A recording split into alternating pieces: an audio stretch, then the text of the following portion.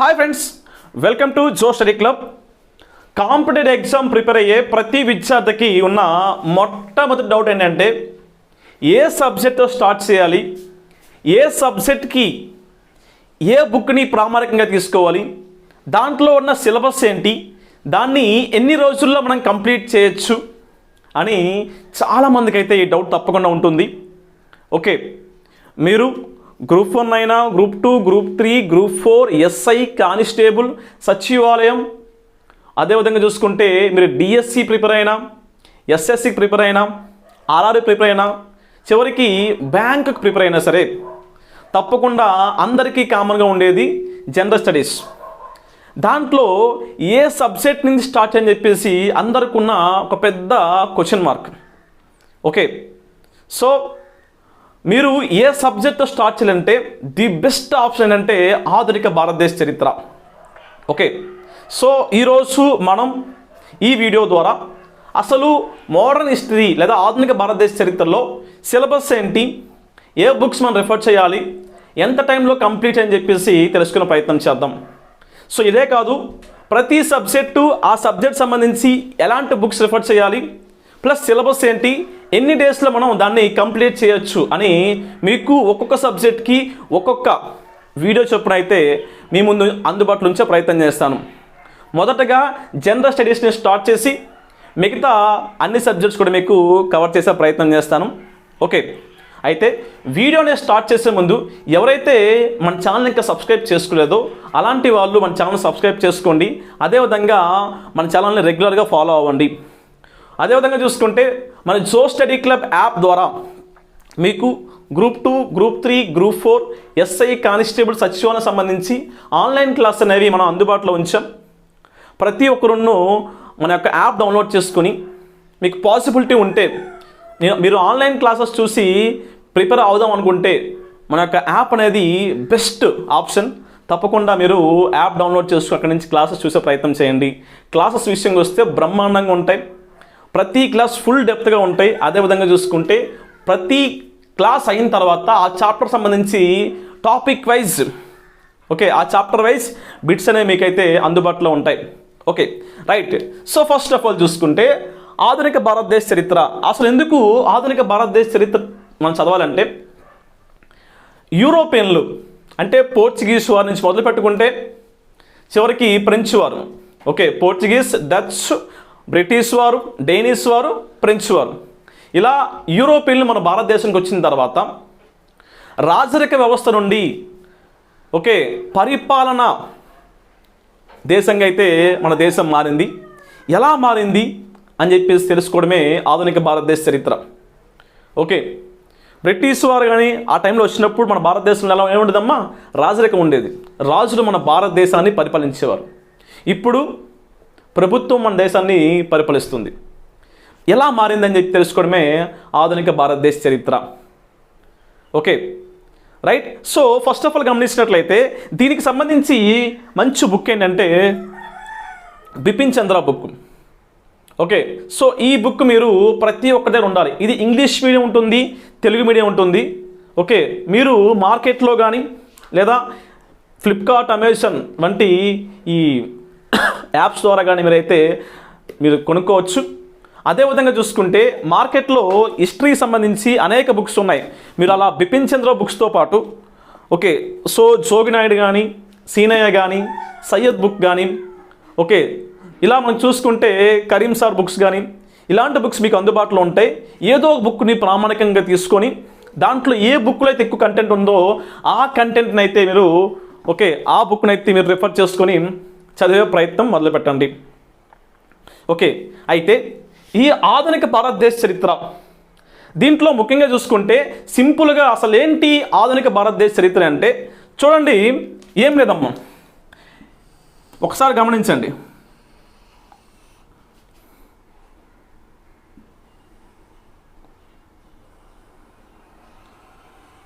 ఇది ఒకప్పుడు మన యొక్క భారతదేశం అమ్మ.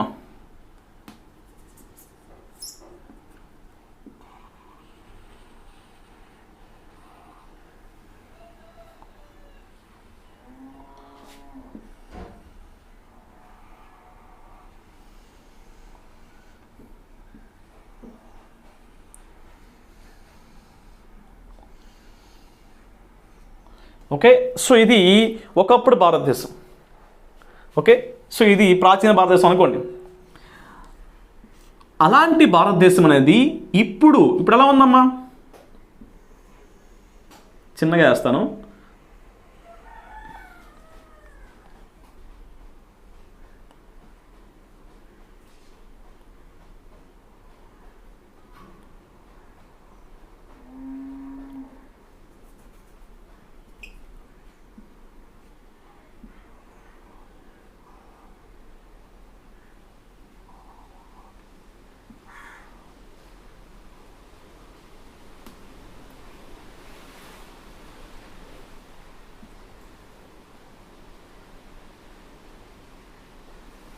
ఓకే, సో ఈ విధంగా ఉంది ఓవరాల్ చూసుకుంటే చిన్నగా.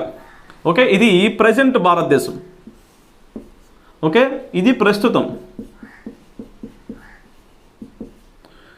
ఇది ప్రాచీనం.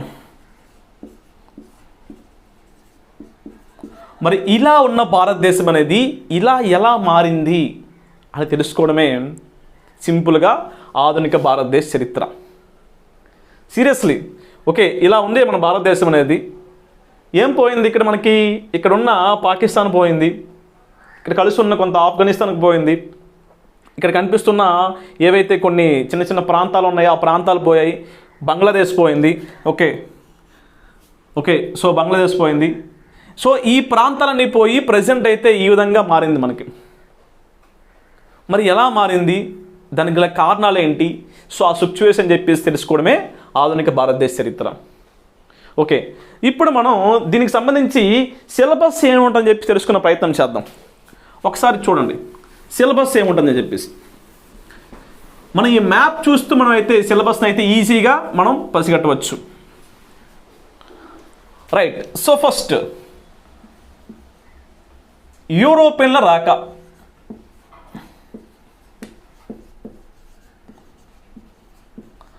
భారతదేశానికి యూరోపియన్ల రాక. ఒకప్పుడు భూమార్గం ఉండేదంట. సో భూమార్గం అనేది ఇక్కడెక్కడో ఓకే కాన్స్టాంటినోపుల్ దగ్గర మూసివేయడంతో భారతదేశానికి సముద్ర మార్గాన్ని కనుగొనడానికి వచ్చారు. ఎందుకంటే భారతదేశంలో ఉన్న ఏవైతే సుగంధ ద్రవ్యాలు నీలిమందు కోసం యూరోపియన్లు అనే వాళ్ళు అక్కడ వ్యాపారం ఎక్కువ ఉండేది కాబట్టి ఇక్కడికి వచ్చే ప్రయత్నం చేశారు. ఆ ప్రయత్నంలో భాగంగా యూరోపియన్లు వచ్చారు.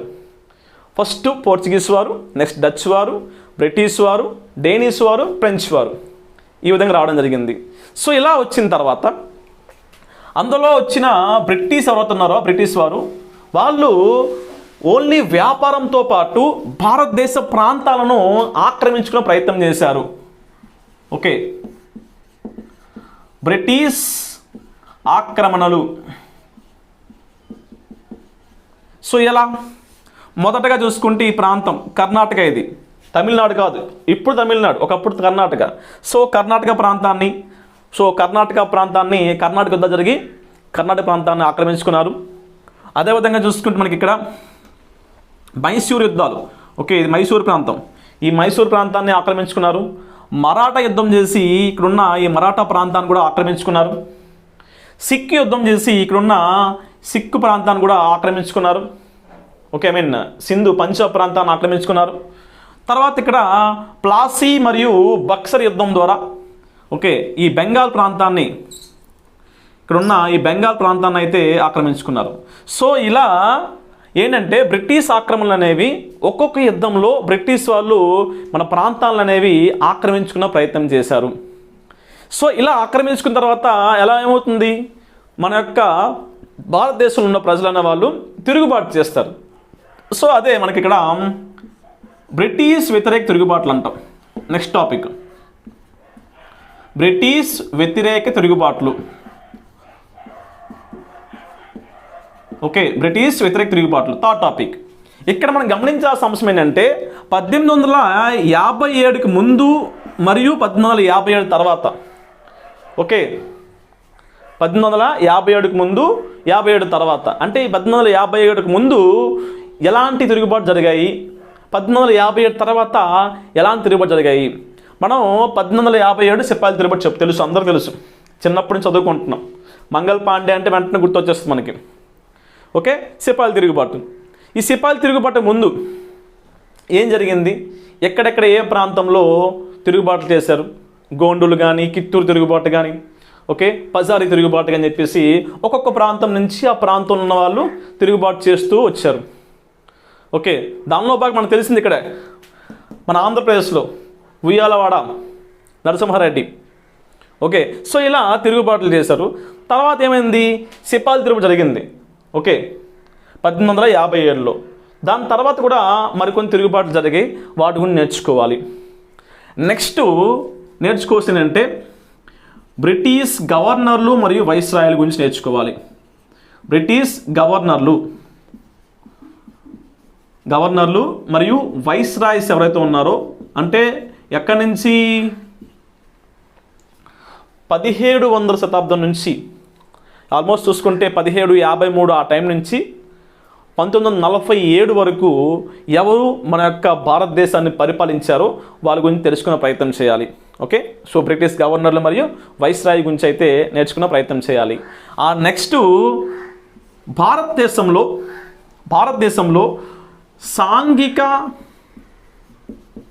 మరియు మతపరమైన ఉద్యమాల గురించి నేర్చుకోవాలి. ఓకే, సాంఘిక మరియు మతపరమైన ఉద్యమాలు. రాజా రామ్మోహన్ రాయ్ తెలిసిందే, వివేకానంద గారు. అంటే ఇక్కడ మనం బ్రహ్మ సమాజం అని, ఆర్య సమాజం అని, ప్రార్థనా సమాజం అని, దివ్యజ్ఞాన సమాజం అని, రామకృష్ణ మిషన్ అని చెప్పేసి దీంట్లో మనం నేర్చుకోవాల్సిన అవసరం ఉంటుంది. ఓకే, ఆ నెక్స్ట్ ఏంటంటే మనం నేర్చుకోవాల్సిన టాపిక్ ఏంటంటే ఇక్కడ కుల ఉద్యమాలు.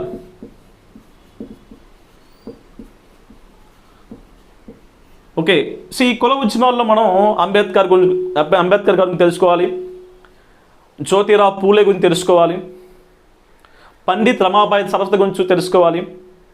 ఓకే, సో ఇలాంటి కొంతమంది ప్రముఖుల కోసం తెలుసుకునే ప్రయత్నం చేయాలి. కుల ఉద్యమాల తర్వాత ముస్లిం సంస్కరణ ఉద్యమాలు.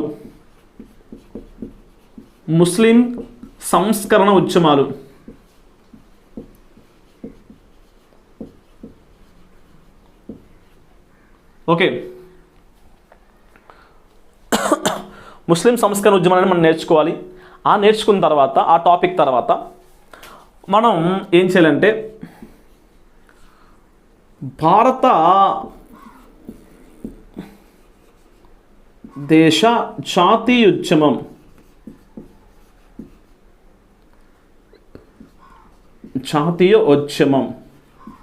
ఓకే, సో ఈ టాపిక్ నేర్చుకోవాలి. సో ఓవరాల్గా చూసుకుంటే ఇవే టాపిక్స్ మనకు ఉంటాయి. ఓకే, ఈ టాపిక్స్ అయితే మనం పూర్తి స్థాయిలో కాన్సన్ట్రేషన్ పెట్టే ప్రయత్నం చేయాలి. ఇక్కడ మనకి జాతీయ ఉద్యమంలో 3 పార్ట్స్ ఉంటాయి. ఒకటి ఏంటంటే మితవాదులని. ఓకే, మితవాదులు ఎప్పటి నుంచి 1885 నుంచి 1905 వరకు. తర్వాత అతివాదులు, లాల్ బాల్పాల్ అని చెప్పేసి అతివాదులు 1905 నుంచి 1919 వరకు. తర్వాత ఇక్కడ మనకి చూసుకుంటే గాంధీ యుగం చూసుకుంటే 1919 నుంచి 1947 దాకా. ఓకే, సో ఈ విధంగా అయితే మనకి సిలబస్ ఉంటుంది. సో మనం సిలబస్లో ఇలా ఒక్కొక్క పార్ట్లో మనం చూసుకొని క్లియర్గా ఫస్ట్ యూరోపియన్లు వచ్చారు, ఆక్రమణ చేసుకున్నారు, తిరుగుబాట్లు అయ్యాయి. ఈ తిరుగుబాట్ల తర్వాత మనం ఏంటంటే ఎవరెవరు ఏ ప్రాంతాన్ని తెలుసుకోవాలి, ఏ టైంలో తెలుసుకోవాలి, ఏ సంస్కరణ తీసుకొచ్చి చూడాలి. దాంతోపాటు చూసుకుంటే భారతదేశంలో సాంఘిక మరియు మతపరమైన ఉద్యమాలు ఎలా జరిగాయి. ఓకే, మన అంతకుముందు చూసుకుంటే సతీ సహగమనం కానీ, బాల్య వివాహాలు కానీ, ఇలాంటి అనేక మూఢతనాలు ఉన్నాయి. సో వాటిని ఎలా తరిమి కొట్టాలని చెప్పేసి నేర్చుకోవాలి. కుల ఉద్యమాలు. ఓకే, సో తక్కువ కులం వాళ్ళని ఏవైతే కుల ఉద్యమాలు ఉన్నాయో అవి మనం తెలుసుకునే ప్రయత్నం చేయాలి. ముస్లిం సంబంధించి కొన్ని సంస్కరణలు ఉన్నాయి. ఓకే, సో వహాబీ ఉద్యమం అని చెప్పేసి ఇలాంటివి ఉంటాయన్నమాట. వాటి కూడా నేర్చుకున్న తర్వాత ఇంతవరకు ఏంటంటే ఏం చేశారు, కొన్ని సంస్కరణల కోసం ప్రయత్నించారు. తర్వాత ఇక్కడి నుంచి భారతదేశానికి స్వాతంత్రం రావాలని చెప్పేసి ఒక ప్రయత్నం మొదలైంది. దానికి ఆజ్యం పోసింది ఏంటంటే 1857 సిపాయిల తిరుగుబాటు. ఓకే, సో ఇలా మనం ఒక టాపిక్ని లింకప్ చేసుకొని చదివినట్లయితే ప్రతి టాపిక్ తప్పకుండా మ్యాప్ను బేస్ చేసుకుని మనం చదివినట్లయితే 100% అనేది ఇది చాలా ఈజీ టాపిక్ అయిపోతుంది. దీనికి మీకు టైం అనేది కేవలం 10 days నుంచి 14 days మీరైతే ఎవ్రీడే 3 hours నుంచి 4 hours కానీ మీరు దీనికి కేటాయించినట్లయితే ఈ పూర్తి సిలబస్ కంప్లీట్ అయిపోతుంది. ఓకే, ప్రతిరోజు 3 to 4 hours దీనికి మీరు కేటాయిస్తూ 10 రోజుల నుంచి 14 రోజులు దీనికైతే కేటాయించుకున్నట్టే పూర్తిగా ఈచ్ అండ్ ఎవ్రీ టాపిక్ కూడా మీరు కవర్ చేసి ది బెస్ట్ అయిపోతారు. మీరు సబ్జెక్ట్ పరంగా ఆలోచించద్దు. ఎలా ఆలోచిస్తారంటే, మనం స్వతంత్రం రాకముందు మన భారతదేశానికి బ్రిటిష్ వారు, ఫ్రెంచ్ వారు, పోర్చుగీస్ వారు ఇంతమంది వచ్చారు, ఏ ప్రాంతాన్ని ఎలా ఆక్రమించుకున్నారు, అక్కడ సిచ్యువేషన్ ఏం జరిగింది, తర్వాత మనం ఎలా వ్యతిరేకించాం, వాళ్ళని తిరుగుబాటు ఎలా చేసాం, తర్వాత ఏ గవర్నరు ఏ కాలంలో పరిపాలించారు, అక్కడ అతను చేసిన కొన్ని సంస్కరణలు ఏంటని చెప్పేసి తెలుసుకోవాలి. నెక్స్ట్ మనం ఇప్పటికీ మనం ఫాలో అవుతున్నాం ప్రార్థనా సమాజం అని, ఆర్య సమాజం అని, బ్రహ్మ సమాజం అని చెప్పేసి చాలామంది మనం ఫాలో వస్తున్నాం, రామకృష్ణ మిషన్ అని చెప్పేసి. దానికి ఎలా ఆజ్యం పడింది, ఎందుకు అవి రావాల్సి వచ్చింది, ఆ విషయాలన్నీ తెలుసుకోవాలి. ఆ నెక్స్ట్ కుల ఉద్యమాలు. ఎప్పటికి కూడా మనం ఏంటంటే కులాన్ని ద్వేషించే సిచ్యువేషన్ చాలా ఉన్నాయి, బట్ అంతకుముందు చాలా దారుణంగా ఉన్నాయి. దాని నుంచి ఎలా వాళ్ళు నెగ్గుకొని వచ్చారు, అప్పుడు జరిగిన విషయాలేంటి, ఉద్యమాలు అని చెప్పి తెలుసుకోవాలి. అదేవిధంగా చూసుకుంటే ముస్లిం సంస్కరణలు, ముస్లింలో ఉన్న ఏవైతే సమస్యలు ఉన్నాయో వాటిపైన అలాగే సంస్కరణ తీసుకొచ్చని చెప్పేసి జరిగిన ఉద్యమాల కోసం అక్కడ మనం నేర్చుకోవాలి. వెరీ నెక్స్ట్ ఏంటంటే మనం చూసుకుంటే మితవాదులు. మన దగ్గర ఉన్న సమస్యలు ఏవైతే ఉన్నాయో అటు బ్రిటిష్ వారికి చెప్పి వాటిని సాల్వ్ చేసుకుందాం అని చెప్పేసి ప్రయత్నం చేసిన వాళ్ళు మితవాదులు. ఓకే, దాదాబాయి నౌరోజీ కానీ, సురేంద్రనాథ్ బెనర్జీ కానీ, ఓకే, ఇలాంటి కొంతమంది వస్తారనమాట. అతివాదుల విషయానికి వస్తే లాల్ లజపత్ రాయ్, బాల్ గంగాధర్ తిలక్, బిపిన్ చంద్రపాల్. ఒకటేంటంటే చంపు లేక చావు అంటే వాళ్ళని అంటే బ్రిటిష్ వారిని వ్యతిరేకిస్తే తప్పకుండా మనం స్వాతంత్రాన్ని సాధిస్తామని చెప్పేసి ప్రయత్నం చేసిన వాళ్ళు అతివాదులు. వీళ్ళిద్దరి తర్వాత గాంధీ యుగం వచ్చింది. గాంధీ ఎప్పుడైతే మన భారతదేశానికి గాంధీ గారు వచ్చారో, చంపరాన్ తిరుగుబాటుతో మొదలుపెట్టి సహాయ నిరాకరణ ఉద్యమని, శాసన ఉల్లంఘన ఉద్యమని, ఓకే, క్విట్ ఇండియా ఉద్యమని అనేక ఉద్యమాలు చేపట్టి ఫైనల్గా మనకి 1947లో భారతదేశానికి స్వాతంత్రాన్ని తీసుకొచ్చారు. ఇన్ బిట్వీన్ మనకి మరికొన్ని టాపిక్స్ వస్తాయి. 1905 బెంగాల్ విభజన అని కానీ, ఇలాంటి మనకి తర్వాత 1919 చూసుకుంటే జలియన్ వాలాబాగ్ సంఘటన కానీ, అదేవిధంగా చూసుకుంటే రౌండ్ టేబుల్ సమావేశాలు కానీ, స్వరాజ్ పార్టీ స్థాపన కానీ, ఇలాంటివన్నీ మన ఇన్బిల్ట్గా దీంట్లో వస్తూ ఉంటాయన్నమాట. అంటే మనం పూర్తి స్థాయిలో సిలబస్ని, ఈ సబ్జెక్ట్ని ఏదో మార్క్స్ కోసం కాకుండా మనం కొత్త విషయాన్ని తెలుసుకుంటున్నాం, మన యొక్క చరిత్రను తెలుసుకుంటాం అని చెప్పేసి ప్రయత్నిస్తే ఈజీగా ఈ సిలబస్ అని మీకు మైండ్లో ఉండిపోతుంది. అదేవిధంగా చూసుకుంటే తక్కువ టైంలో సిలబస్ని అయితే మీరు కవర్ చేయొచ్చు. ఓకే, ఇలా సిలబస్ కంప్లీట్ చేస్తూ దీనిపైన టాపిక్ వైజ్ టెస్ట్లు ఏవైతున్నాయో వాటిని అయితే మీరు ప్రాక్టీస్ చేసే ప్రయత్నం చేయండి. మీకు అందుబాటులో ఉన్న ఏదైనా మార్కెట్లో దొరికిన బుక్ అవ్వచ్చు, లేదంటే మన జో స్టడీ క్లబ్లో కూడా మీకు దీనికి సంబంధించి టెస్టులు ఉన్నాయి. అక్కడ కూడా మీరు అంటే మన జో స్టడీ క్లబ్ యాప్లో అందుబాటులో ఉన్నాయి. అక్కడ నుంచి మీరు అయితే వీటిని ప్రాక్టీస్ చేసుకునే ప్రయత్నం చేయొచ్చు. ఓకే, ఇది సిలబస్ ఈ విధంగా ఉంటుంది. ఇలాగానే మీరు చదివినట్లయితే తప్పకుండా ఈ టాపిక్ నుంచి 10 బిట్లు వస్తాయి. గ్రూప్ 2 లెవెల్లో అయితే, ఇతర ఎగ్జామ్స్ అయితే 6 నుంచి 8 బిట్లు వస్తాయి. తప్పకుండా దీని నుంచి అయితే మీరు ఈజీగా మంచి మార్క్స్ స్కోర్ చేస్తారు. ఈ టాపిక్ నుంచి బిట్ లేకుండా ఏ ఎగ్జాము లేదు. తప్పకుండా వీటి నుంచి ఎగ్జామ్ బిట్ అని తప్పకుండా ఉంటుంది. మనం 100% మీద కాన్సన్ట్రేట్ చేయాల్సిందే. ఈ టాపిక్ కానీ అర్థమైతే ఓకే, ఏమర్థమవుతుందమ్మా, ఈ చరిత్ర అర్థమైతే జోగ్రఫీ అర్థమైపోతుంది. ఎలా ఏ ప్రాంతంలో ఎలా ఉన్నాయి, ఎక్కడ ఇప్పుడు భారతదేశం యొక్క ఉనికి విస్తరణ ఏంటి, ఏ ప్రాంతంలో ఇక్కడ హిమాలయాలు ఉన్నాయి, ఇక్కడ దక్కన్ పెడమం ఉంది. ఓకే, అదేవిధంగా చూసుకుంటే ఇక్కడ గంగా సింధు మైదానం ఉందని చెప్పేసి తెలిసిపోతుంది. ఇవి తీర ప్రాంతాలు, అవి తెలిసిపోతాయి మనకి. నదులు ఎలా ప్రవహిస్తున్నాయి, ఏ ఖనిజాలు ఎక్కడ దొరుకుతాయి, ప్రాజెక్టులు ఎక్కడ ఉన్నాయి, వన్యప్రాణి సంరక్షణ కేంద్రాలు ఎక్కడ ఉన్నాయి, రవాణా ఎలా ఉంది, వ్యవసాయం ఎలా ఉంది. ఓకే, తర్వాత పుణ్యక్షేత్రాలు ఎక్కడ ఉన్నాయి, మన భారతదేశ జనాభా ఎలా ఉంది. సో ఇలా అన్ని విషయాలు ఉన్న మీకు జోగ్రఫీ పాయింట్ అర్థమైపోతుంది. ఇక్కడ మీరు బ్రిటిష్ గవర్నర్లు వైస్రాయ్ అనే టాపిక్ అనేది మీరు చదివినప్పుడు భారతదేశ పరిపాలన కోసం మీకు అర్థమవుతుంది, స్టార్టింగ్ ఇంట్రడక్షన్ అర్థమవుతుంది అనమాట. ప్రజెంట్ ఉన్న ప్రభుత్వ పాలన ఎలా వచ్చింది, రాజరిక వ్యవస్థ నుంచి ప్రభుత్వ పాలనకి ఎలా దారితీసిందని చెప్పేసి మనకి క్లియర్గా అర్థమవుతుంది అనమాట. పిన్ టు పిన్ మీకు అర్థమవుతుంది. అదేవిధంగా మనం గమనించినట్లయితే సో దీన్ని మనం ఎకానమీ బేస్ చూసినట్లయితే దీని నుంచి ఓకే, భారతదేశంలో 1857 తిరుగుబాటు తర్వాత చాలా ఎక్కువ నష్టం అనేది వాటిల్లింది. దాన్ని మళ్ళీ గాడిలో పెట్టడానికి, మన భారతదేశ ఎకానమీని పెంచడానికి భారతదేశం మొత్తం పన్ను వసూలు చేసే ప్రయత్నంలో మొదలైంది. దాని నుంచి ఏంటంటే మనకి 1885లో మనకి ఆల్రెడీ మనకి అందరూ తెలిసిందే, 1885లో మనకి ఏంటమ్మా భారత జాతీయ ఉద్యమం అనేది వచ్చింది. అక్కడ మనకు కనిపిస్తే ఒక పర్సన్ దాదాబాయి నౌరోజీ గారు. సో ఆయన రాసిన ఒక గ్రంథం ఉంటుందన్నమాట ఎకానమీ పైన. సో ఆ గ్రంథం ఫస్ట్ మనకి ఎకానమీ సంబంధించి ఓకే. సో అక్కడి నుంచి మనం చూసుకుంటే మన భారతదేశ ఎకానమీ సంబంధించి ఏ సంస్కరణ ఎలా వచ్చాయి, వ్యవసాయ పరంగా, పారిశ్రామిక పరంగా, సో అటవీ పరంగా, తర్వాత ఈ సేవా రంగం పరంగా ఎలాంటి సంస్కరణలు వచ్చని చెప్పేసి మనం పూర్తిగా ఆ సబ్జెక్ట్ కూడా ఈజీ అయిపోతుంది ఎకానమీ. నెక్స్ట్ డిజాస్టర్ మేనేజ్మెంట్ విషయానికి వచ్చినా సరే మన భారతదేశంలో ఇప్పటి వరకు జరిగిన డిజాస్టర్స్ ఏంటి, సో యుద్ధాలు కానీ, ప్రకృతి వైపరీత్యాలు కానీ, భూకంపాలు కానీ, సునామీలు కానీ, సో ఇట్లాంటివి ఎలా వచ్చాయి, దానికి మనం తీసుకునే జాగ్రత్తలు అని చెప్పేసి మనకి తప్పకుండా దాంట్లో ఇన్వాల్వ్మెంట్ అయిపోతుంది, దాంట్లో కలిసిపోతుంది.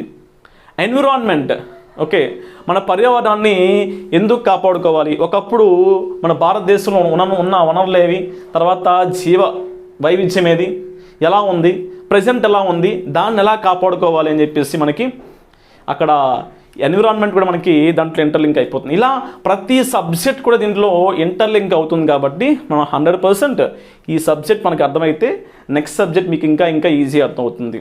ఓకే రైట్, ఇది దీని గురించి అమ్మా ఆధునిక భారతదేశ చరిత్ర కోసం. నెక్స్ట్ వీడియోలో మనం ఇండియన్ జోగ్రఫీ మరియు ఏపీ జోగ్రఫీ సంబంధించి సిలబస్ ఎలా ఉంటుంది, ఏ బుక్స్ని ప్రిఫర్ చేయాలి, ఎంత టైంలో మనం కంప్లీట్ చేస్తుందని చెప్పేసి క్లియర్గా ఆ వీడియోలో తెలుసుకునే ప్రయత్నం చేద్దాం. Okay, thank you so much.